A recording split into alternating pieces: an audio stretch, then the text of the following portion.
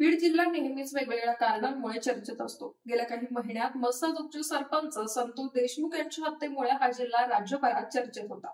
याच प्रकरणात आमदार धनंजय मुंडे यांच्या जवळची व्यक्ती वाल्मिक कराड यांचं नाव आल्यानंतर मुंडे यांना मंत्रिपदाचा राजीनामा द्यावा लागला होता।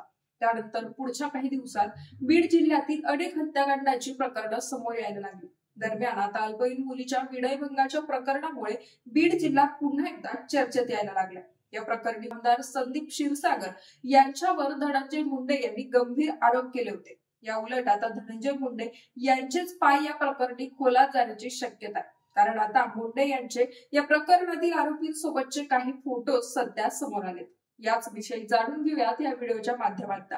नमस्कार, मी पूजा आणि आपण पाहतायत मॉडर्न मीडिया। बीड शहरात जून महिन्याच्या 27 तारखेला उमा किरण शैक्षणिक संकुलातील एका खासगी क्लासेसमध्ये आरोपी विजय पवार आणि प्रशांत खाटोकर या दोन शिक्षकांकडून अल्पवयीन विद्यार्थिनीचा विनयभंग करण्यात आल्याचा धक्कादायक प्रकार उघडकीस आला। या प्रकरणात बीडच्या शिवाजीनगर पोलिसात गुन्हा दाखल करण्यात आला।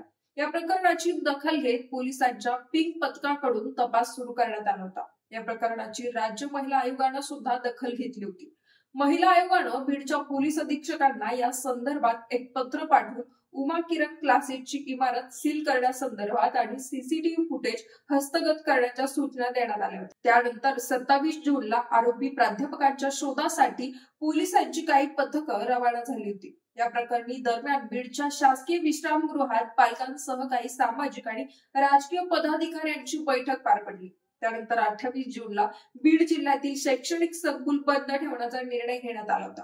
त्यानंतर हे प्रकरण फारच चर्चेत आल्यानंतर पोलिसांकडून तपासाला वेग देण्यात आला। त्यानंतर 29 जून रोजी अल्पवयीन मुलीच्या लैंगिक छळा प्रकरणी फरार असलेल्या दोन शिक्षकांना अखेर अटक करण्यात आली।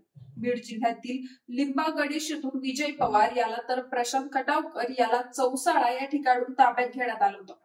विजय पवारला एका कारमधून पलायन करताना शिवाजीनगर पोलिसांनी अटक केली। शिवाजीनगर पोलीस ठाण्यात हजर करून या दोघांना बीड शहर पोलीस ठाण्यातील पोलीस कोठडीत ठेवण्यात आलं होतं। स्थानिक गुन्हे शाखेच्या पथकानं या दोघांना ताब्यात घेतलं। तर बीड शहरात या प्रकरणाची चर्चा झाल्यानंतर दरम्यान रात्री अजित पवार गटाचे नेते तथा आमदार धनंजय मुंडे यांनी शरद पवार गटाचे आमदार संदीप क्षीरसागर यांच्यावर आरोप केले आहेत। संदीप क्षीरसागर हे आरोपींवर गुन्हा दाखल झाल्यानंतर त्यांच्या सोबत होते, असं धनंजय मुंडे यांनी म्हटलंय। तर हे आरोप करताना त्यांनी थेट पत्रकार परिषदच घेतली होती। त्यांचे सीडीआर काढा आणि एसआयटी मार्फत या संपूर्ण प्रकरणाची चौकशी करावी अशी मागणीही मुंडे यांनी केली होती। या संदर्भात मुख्यमंत्री देवेंद्र फडणवीस यांची सुद्धा भेट घेतली होती। तर आरोपी विजय पवार आणि प्रशांत खटावकर यांच्या डोक्यावर संदीप क्षीरसागर यांचा हात असल्याचे आरोप आधी त्यांचे बंधू राष्ट्रवादीचे योगेश क्षीरसागर यांनी पत्रकार परिषद घेऊन केला होता।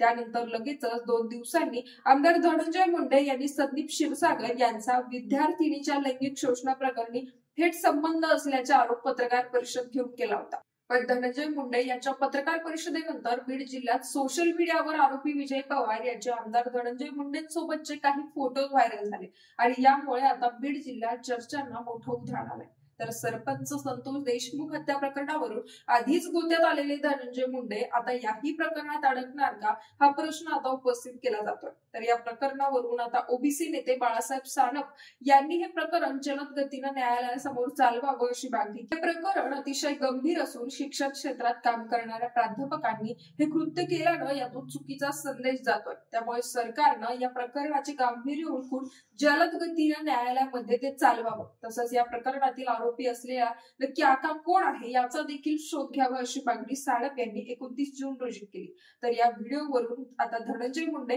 पुन्हा एकदा या प्रकरणात अडकणार का, तुम्हाला नक्की काय वाटतं कमेंट करून नक्की कळवा आणि मॉडर्न मीडियाला सबस्क्राईब करायला विसरू नका।